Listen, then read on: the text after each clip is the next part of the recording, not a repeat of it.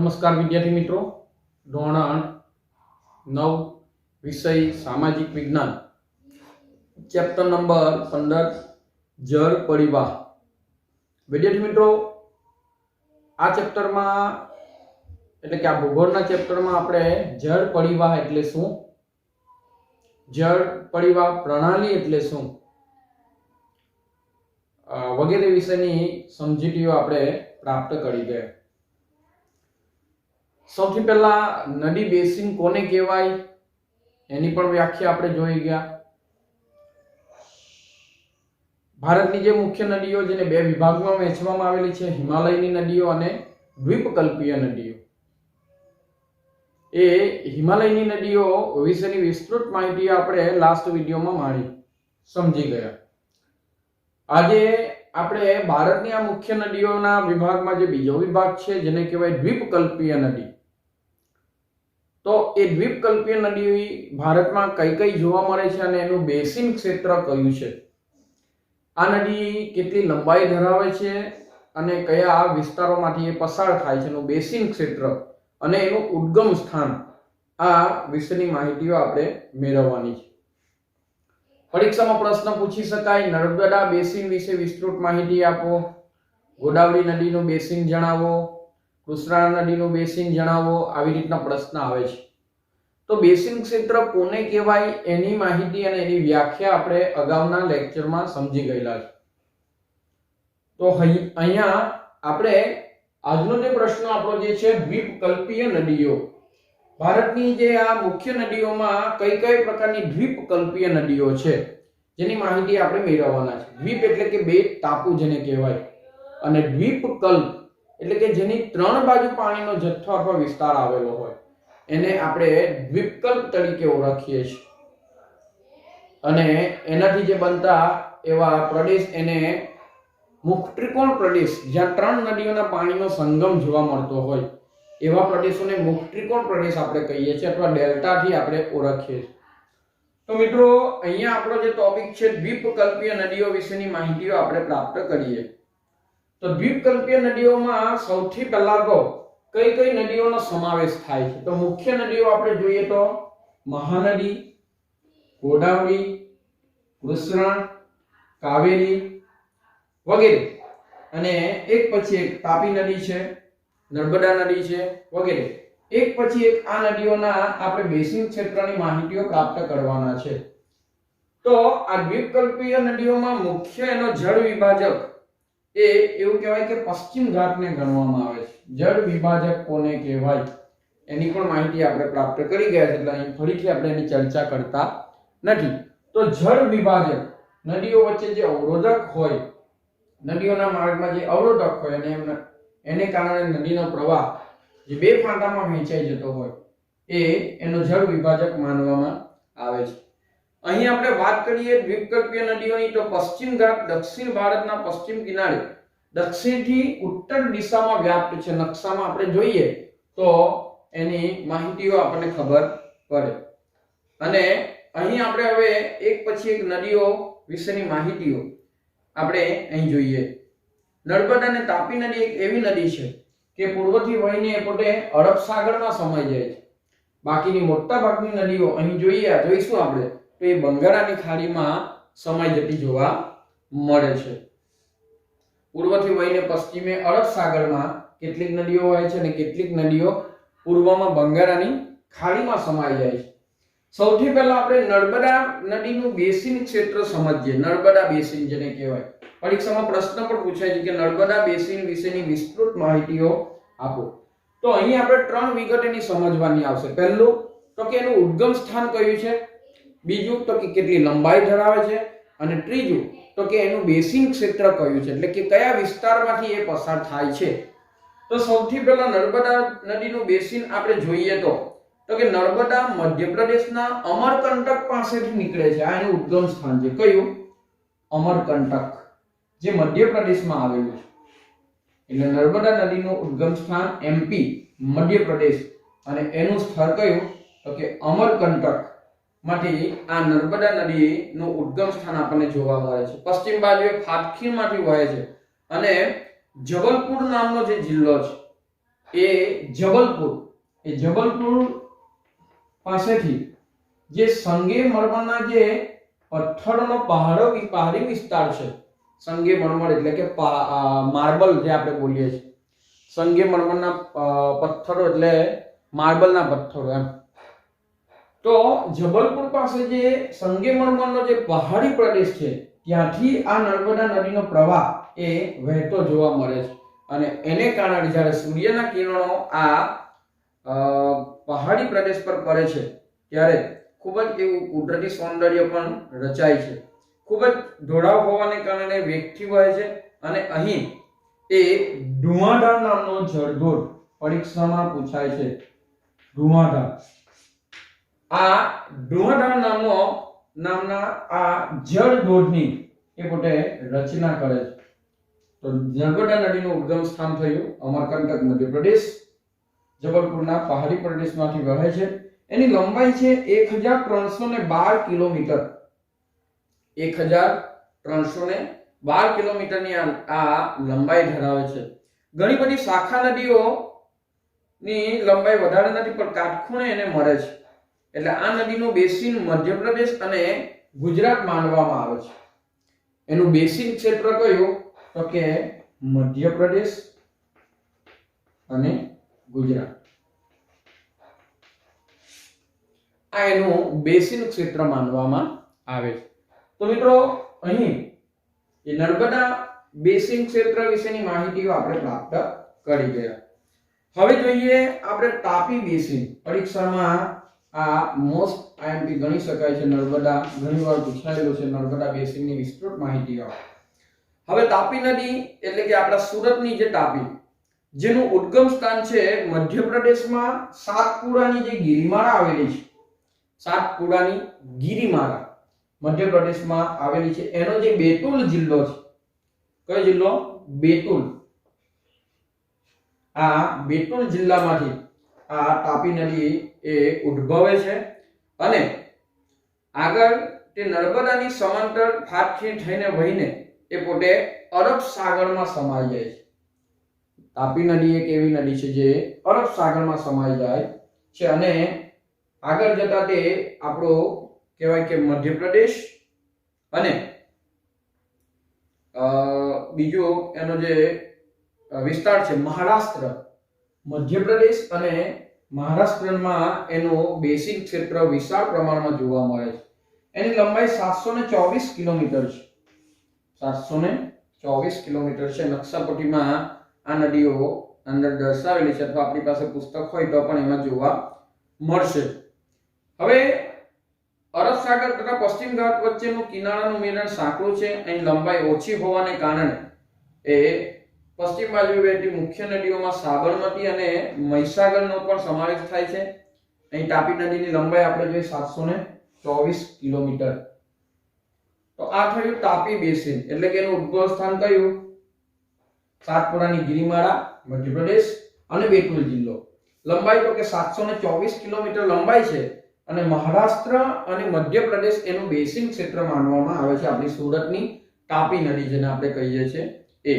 હવે દ્વીપકલ્પીય નદી એટલે કે ગોદાવરી બેસિન એટલે કે દ્વીપકલ્પીય નદીઓમાં સૌથી મોટી નદી આ ગોદાવરી નદીને માનવામાં આવે છે. એનું ઉદ્ભવ સ્થાન કયું તો કે નાસિક જિલ્લો છે. મહારાષ્ટ્રનો નાસિક જિલ્લો એ ગોદાવરી નદીનું ઉદ્ભવ સ્થાન માનવામાં આવે છે. પૂર્વે વહીને બંગાળની ખાડીમાં સમાઈ જાય છે અને એનું બેસિન ક્ષેત્ર સૌથી મોટું છે. 50% ભાગ એનો મહારાષ્ટ્રમાં જોવા મળે છે અને બાકીનું મધ્યપ્રદેશ અને આંધ્રપ્રદેશમાં જોવા મળે છે. 1465 કિલોમીટર ની લંબાઈ ધરાવે.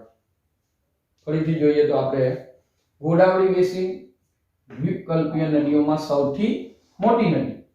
લંબાઈ તો કે 1465 કિલોમીટર. ઉદ્ભવ સ્થાન કયું તો કે નાસિક જિલ્લો મહારાષ્ટ્ર અને એનો 50% એનું જે બેસિન ક્ષેત્ર છે એવું કહેવાય કે મહારાષ્ટ્રમાં માનવામાં આવે છે. બાકીનું મધ્યપ્રદેશ અને આંધ્રપ્રદેશમાં જોવા મળે છે.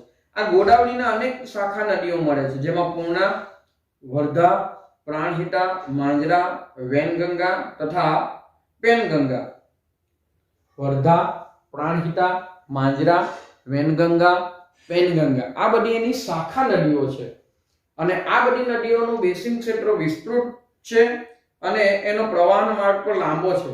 આથી એને ગોદાવરી નદીને દક્ષિણની ગંગા કહેવામાં આવે છે. પરીક્ષામાં મોસ્ટ આઈએમપી અને સ્વાધ્યાયના પ્રશ્નમાં પણ કદાચ છે આપણે આ સવાલ કે ગોદાવરી નદીને દક્ષિણની ગંગા કહેવામાં આવે છે, વિધાન સમજાવો. અથવા ગોદાવરી નદીને દક્ષિણની ગંગા શા માટે કહેવામાં આવે છે?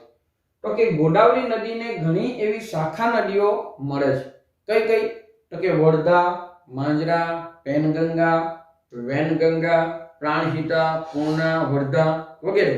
અને આ ગોદાવરી નદીનો પ્રવાહન માર્ગ જે છે, પ્રવાહ માર્ગ જેને કહેવાય, એ ખૂબ જ લાંબો પણ છે અને એનું બેસિન ક્ષેત્ર વિસ્તૃત જોવા મળે છે. એટલા માટે એને દક્ષિણની ગંગા તરીકે ઓળખવામાં આવે છે. પરીક્ષામાં પૂછાય છે, ખૂબ જ અગત્યનો છે. ત્યાર પછી મહાનદી. મહાનદીનું ઉદ્ગમ સ્થાન છે છત્તીસગઢ, પહાડી પ્રદેશ. એનું ઉદ્ગમ સ્થાન કયું છે? મહાનદીનો બેસિન આપણે સમજીએ છીએ તો છત્તીસગઢ, પહાડી પ્રદેશ અને 860 કિલોમીટર એની લંબાઈ છે. ઓડિશામાંથી વહીને બંગાળની ખાડીમાં સમાઈ જાય છે અને એમાં છત્તીસગઢ, ઝારખંડ અને ઓડિશા,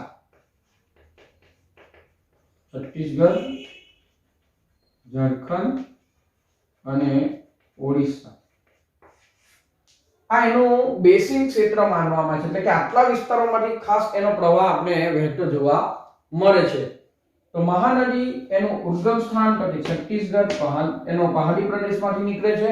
860 કિલોમીટરની લંબાઈ ધરાવે છે અને છત્તીસગઢ, ઝારખંડ અને ઓડિશા એ એનું બેસિન ક્ષેત્ર માનવામાં આવે છે.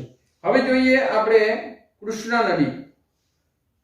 તો કૃષ્ણા નદીનું બેસિન ક્ષેત્ર સમજીએ. એનું ઉદ્ભવ સ્થાન કયું? તો કે મહારાષ્ટ્રમાં આવેલું મહાબળેશ્વર. આપણે મહાબળેશ્વરનું નામ ટુરિઝમ વિભાગમાં આપણે સાંભળ્યું હશે. એક વિઝિટેડ, મોસ્ટ વિઝિટેડ પ્લેસ માનવામાં આવે છે અને ઘણા બધા લોકો આ સ્થળની મુલાકાત માટે જાય છે, પિકનિક માટે લોકો જાય છે.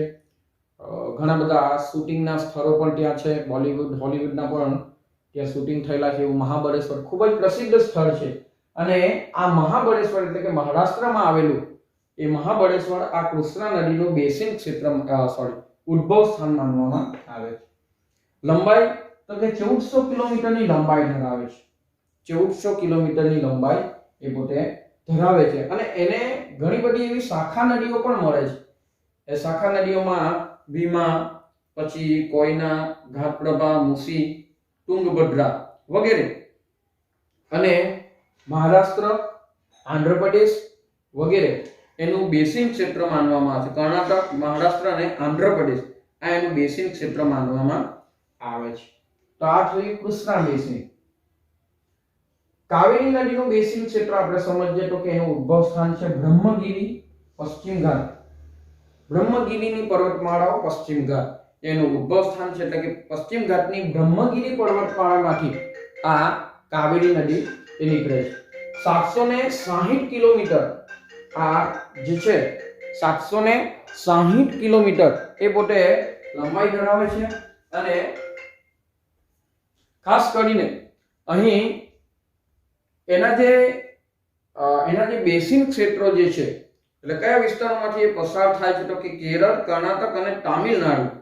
તામિલનાડુમાં કાવેરીપટ્ટનમ એટલે કુડ્લુરના દક્ષિણથી એ બંગાળની ખાડીમાં પોતે સમાઈ જાય છે અને અમરાવતી, ભવાની, હેમાવતી અને કાલિની, અમરાવતી, હેમાવતી, કાલિની અને બીજું નામ આપણે બોલ્યું ભવાની, આ એને મળતી શાખા નદીઓ છે. તો કાવેરી નદીનું બેસિન ક્ષેત્ર કયું તો કે બ્રહ્મગીરીની પર્વતમાળા, પશ્ચિમ ઘાટ અને 760 કિલોમીટરની એ પોતે લંબાઈ ધરાવે છે. ઘણી બધી શાખા નદીઓ એને મળે છે જેમ કે હેમાવતી, બરાબર, પછી ભવાની, અમરાવતી અને કાલિની બંગાળની ખાડીમાં સમાઈ જાય છે. આ સિવાય અન્ય નાની નાની નદીઓ પણ છે જે પૂર્વ તરફ વહીને બંગાળની ખાડીમાં સમાઈ જાય છે જેમ કે દામોદર, બ્રાહ્મણી, વૈતરણી, સુવર્ણરેખા.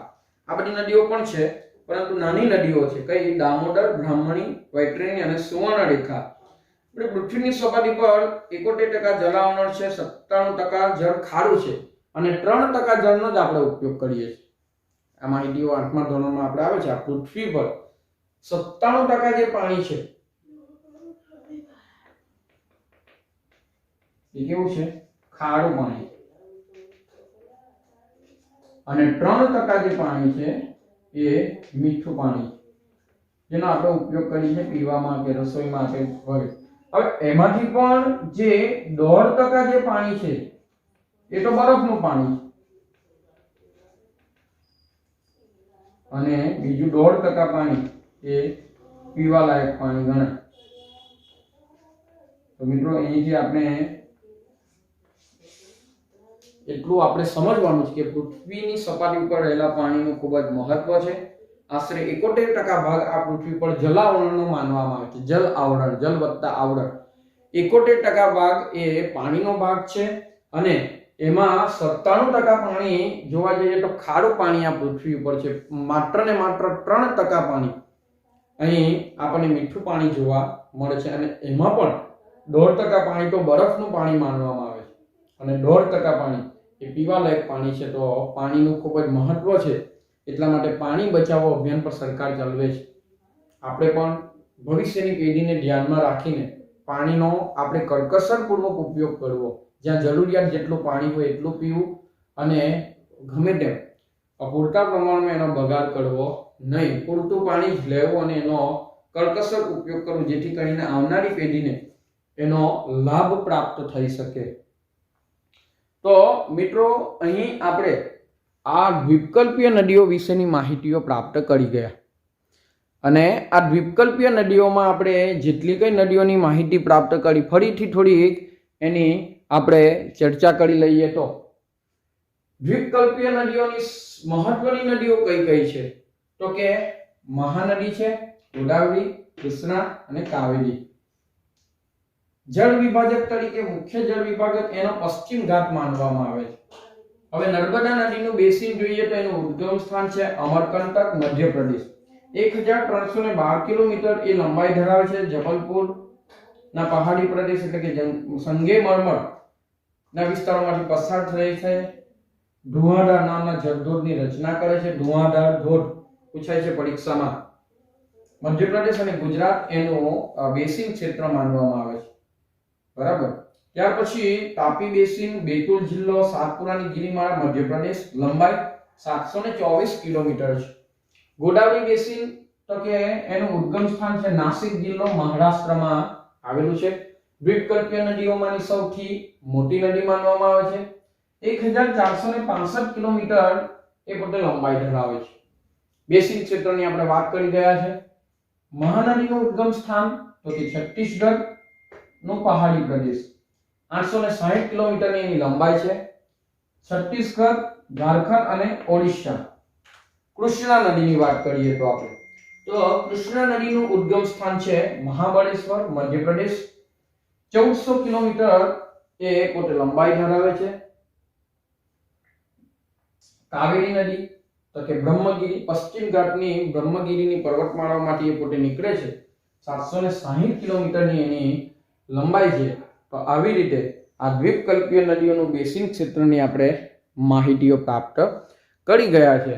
હવે વિદ્યાર્થી મિત્રો, આપણે ભારતમાં આવેલા જે સરોવરો છે એ સરોવર કયા કયા છે, કયા મીઠા પાણીના સરોવર છે, કયા ખારા પાણીના સરોવર છે, પરીક્ષામાં નકશામાં પણ પૂછાય છે.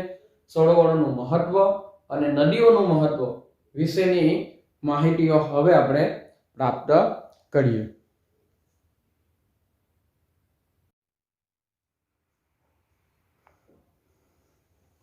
તો વિદ્યાર્થી મિત્રો, પરીક્ષામાં ભારતના આ સરોવરો નકશા પોથીમાં પૂછી શકાય છે.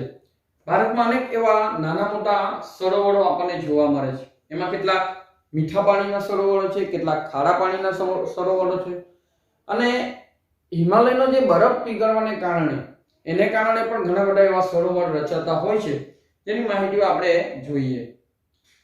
ઘણા એવા શુષ્ક ક્ષેત્રોમાં જ્યાં અંતરસ્થળીય નદીઓ વધે, કાશ્મીરી ક્ષેત્રોમાં સરોવરની રચના હિમનદીથી થયેલી છે. કેટલાક સરોવરો પવન, નદીઓ અને માનવ પ્રવૃત્તિને કારણે રચાય છે. એમાં માનવીય પ્રવૃત્તિને કારણે પણ આવા સરોવરો એની રચના થાય છે. વિસર્પી નદીઓમાં પૂરના કાપને કારણે ઘોડાની નાળ જેવા સરોવર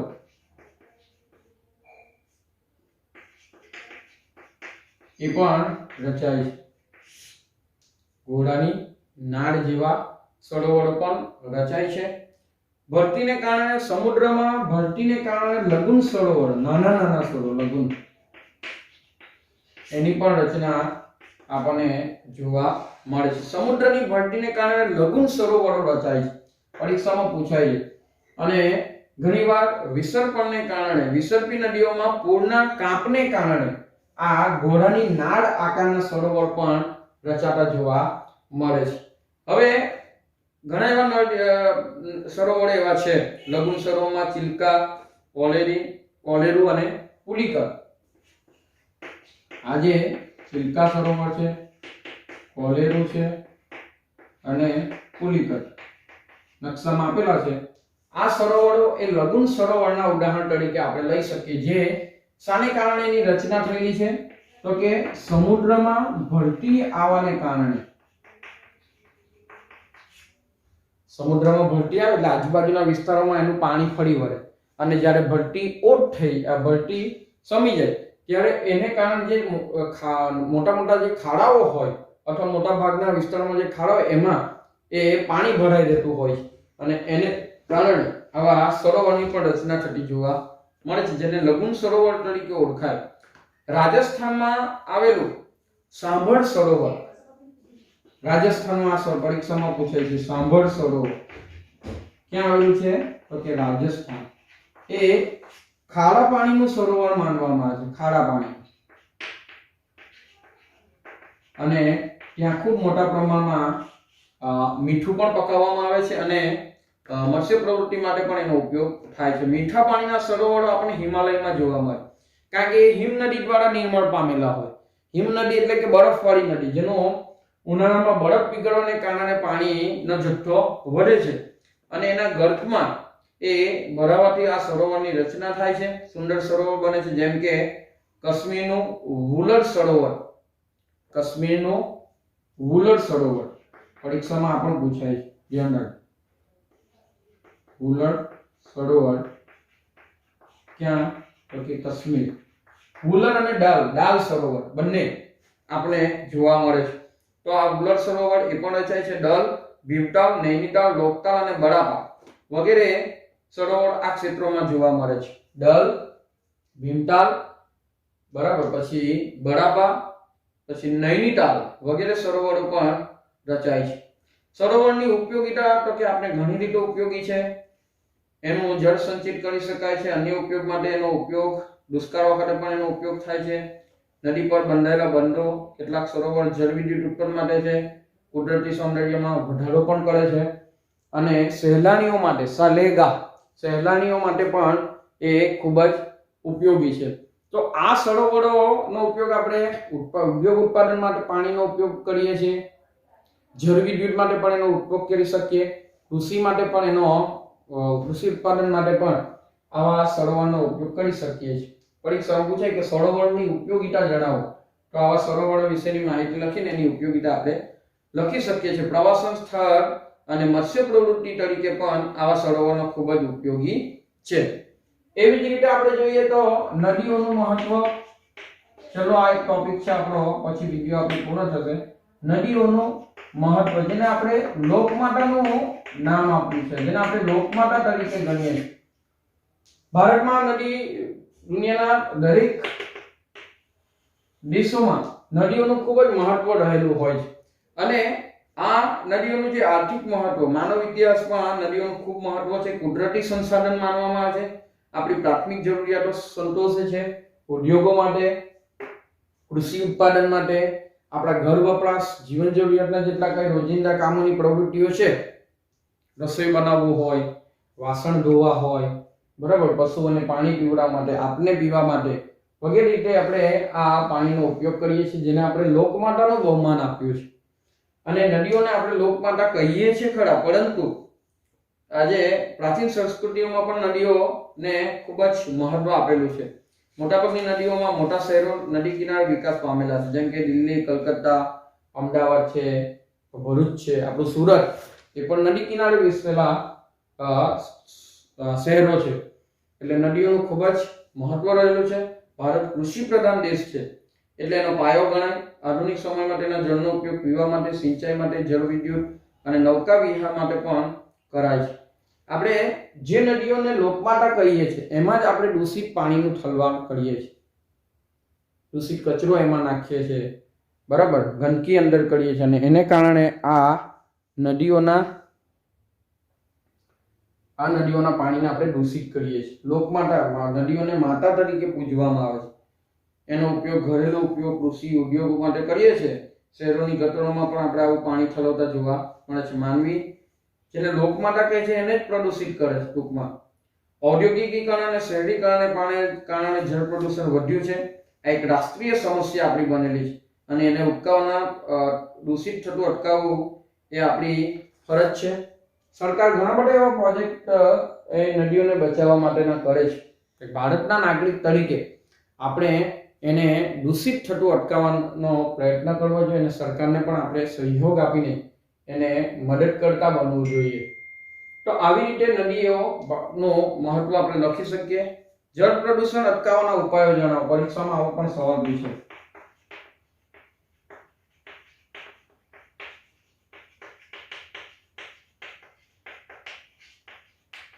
જળ પ્રદૂષણ અટકાવવાના ઉપાયો જણાવો. તો આ જળ પ્રદૂષણ કેવી રીતે અટકાવી શકીએ આપણને ખબર જ છે. તો કે કડક નિયમોનું પાલન કરવું જોઈએ. રાષ્ટ્રીય નદી સંરક્ષણ યોજના જે છે, નેશનલ રિવર કન્ઝર્વેશન પ્રોજેક્ટ જે છે, નેશનલ રિવર કન્ઝર્વેશન જે પ્રોજેક્ટ છે, રાષ્ટ્રીય નદી સંરક્ષણ યોજના જેને કહી શકાય. રાષ્ટ્રીય નદી સંરક્ષણ યોજના એ જળ શુદ્ધિકરણનું કામ કરે છે. એના કાર્યક્રમો એ પ્રસારિત કરે છે. તો એમાં આપણે સહભાગી થઈ અને કડક નિયમોનું પાલન કરવું જોઈએ. ઔદ્યોગિક એકમો પોતાનું પ્રદૂષિત પાણી નદીઓમાં ન છોડે, બરાબર, એના માટે ખાસ સરકારે કાયદાઓ પણ બનાવેલા છે.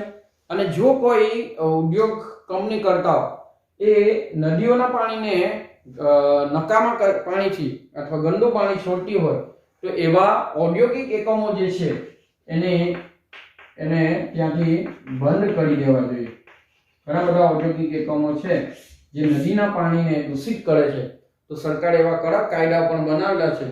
અને જો ઉદ્યોગો દ્વારા છોડવામાં આવતા રાસાયણિક જળમાં રહેલા હાનિકારક તત્વો દૂર કરવાનો પ્રયત્ન સરકાર કરે છે, અને નદીને સ્વચ્છ રાખીને ઘરનો કચરો નદીમાં ન ઠલવાય એની ખાસ કાળજી રાખવી જોઈએ.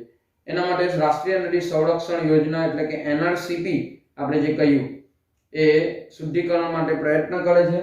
જો કોઈ ઔદ્યોગિક એકમ એને દૂષિત કરતું હોય તો એનું લાયસન્સ કેન્સલ કરવું જોઈએ, બરાબર, અથવા એને ઔદ્યોગિક એકમોનું સ્થળાંતર કરાવવું જોઈએ. અને નદીમાં થતું જે ગંદકી અથવા જળ પ્રદૂષણ એ આપણે અટકાવી શકીએ. ભારતના નાગરિક તરીકે આપણે પણ આ નદીના પાણીને સ્વચ્છ રાખવાનો પ્રયત્ન કરવો જોઈએ, જેથી કરીને આપણી આ ભવિષ્યની જે પેઢી છે એ પેઢીમાં ને ખૂબ જ સારી રીતે એનો લાભ પ્રાપ્ત થઈ શકે. તો મિત્રો, અહીં આપણું આ ચેપ્ટર પૂર્ણ થાય છે. અહીં જોઈએ તો આ ચેપ્ટરમાં આપણે પરીક્ષામાં તફાવત પૂછી શકાય છે કે હિમાલયની નદીઓ અને દ્વીપકલ્પીય નદીઓ વચ્ચેનો તફાવત. તો આપણે એની ચર્ચા પણ કરી ગયા છે. હિમાલયની નદીઓ બારેમાસ લીલીછમ રહે છે એવો ટોપિક લખી શકીએ, જ્યારે દ્વીપકલ્પીય નદીઓ બારેમાસ જોવા મળતી નથી. હિમાલયની નદીઓમાં બરફ પીગળને કારણે પાણીનો જથ્થો વધે છે, જ્યારે દ્વીપકલ્પીય નદીઓમાં પાણીનો જથ્થો ઓછો જોવા મળે છે. એવી રીતના તફાવત એ પરીક્ષામાં આપણે લખી શકીએ છીએ. તો દરેક વિદ્યાર્થી મિત્રો આ પ્રશ્નો પણ લખવાના છે. હોમવર્ક તરીકે આપણે વાત કરી લઈએ. ગઈકાલે આપણે હોમવર્ક આપેલું હતું, તો એમાં જે સ્વાધ્યાયના જે પ્રશ્ન છે એમાં પ્રશ્ન નંબર જે 1 છે નો સવાલ, પ્રશ્ન નંબર 1 નો જે સવાલ નંબર પહેલો ને બીજો આપણે આપ્યો હતો, તો ત્રીજો, ચોથો અને પાંચમો 3, 4 અને 5. એવી જ રીતે પ્રશ્ન 2 નો સવાલ એમાં આપણે જે આપ્યો હતો એમાં ગંગા વિશેની માહિતી આપણે જોઈ ગયા હતા. નર્મદા અને કૃષ્ણા એટલે સવાલ નંબર 2 અને 3 એ લખવું અને પ્રશ્ન નંબર 3 સંપૂર્ણ લખવું. મિત્રો હોમવર્કમાં આપણે આટલા પ્રશ્નો છે. પ્રશ્ન 1 નો જે સવાલ નંબર છે 3, 4 અને 5. પ્રશ્ન 2 નો સવાલ છે બીજો અને ત્રીજો અને પ્રશ્ન 3 માં એમસીક્યુ આપેલા છે. દરેક એમસીક્યુ આપણે લખવાના છે. અહીં મિત્રો આપણું 15મું જે ચેપ્ટર છે જળ પરિવાહ ભૂગોળનું આ જે ચેપ્ટર છે એ અહીં પૂર્ણ થાય છે. અને ખાસ છેલ્લે અગત્યની સૂચના દરેક વિદ્યાર્થી મિત્રોને ખાસ સૂચના આપવામાં આવે છે, ધ્યાનથી સાંભળવું. આજે જ આ કેટલીક પીડીએફ ફાઇલ મેં આપણા દરેક વિદ્યાર્થી મિત્રોને પર્સનલી સેન્ડ કરી છે. હવે એમાં સરકાર દ્વારા જે બાદ કરેલા જે ચેપ્ટરો છે પરિસ્થિતિને ધ્યાનમાં લઈને જે અભ્યાસક્રમ આપણો ઓછો કરવામાં આવેલો છે એની પરિપત્ર સાથેનું એની ફાઇલ પણ મેં તમને મોકલી છે. ધ્યાનથી એનો અભ્યાસ કરવો અને પેપર સ્ટાઇલ આપણી જે સરકારે નવી અભ્યાસક્રમ પ્રમાણે બનાવેલી છે. આપણે અગાઉ પેપર સ્ટાઇલ સમજાવી હતી પરંતુ પરિસ્થિતિને ધ્યાનમાં લઈને એમાં ઘણો સુધારો થયો છે. તો જે પીડીએફ ફાઇલ આપણે સેન્ડ કરી છે મેં આજે, તો એ પીડીએફ ફાઇલનો સારી રીતે ધ્યાનથી અભ્યાસ કરવો અને એની જે પેપર સ્ટાઇલ છે એ પેપર સ્ટાઇલ અને માળખું હવે માન્ય ગણાશે અને એ પ્રમાણેની તૈયારી આપણે કરવાની છે. આ તમને પેપર નથી સેન્ડ કર્યું, પેપર સ્ટાઇલ સેન્ડ કરી છે. એટલે માળખું સેન્ડ કર્યું છે કે એને આધારે એવી રીતની આપણી તૈયારીઓ કરવાની રહેશે. તો દરેક વિદ્યાર્થી મિત્રો ખાસ આ સૂચનાને ધ્યાનમાં લઈ અને એ જ પ્રમાણે તૈયારી કરીને અભ્યાસક્રમમાં ખૂબ સારું એવું રિઝલ્ટ લાવી શકો એવી દરેકને શુભેચ્છા સાથે હવે નેક્સ્ટ વિડીયોમાં આપણે નવા ચેપ્ટર સાથે મળીશું.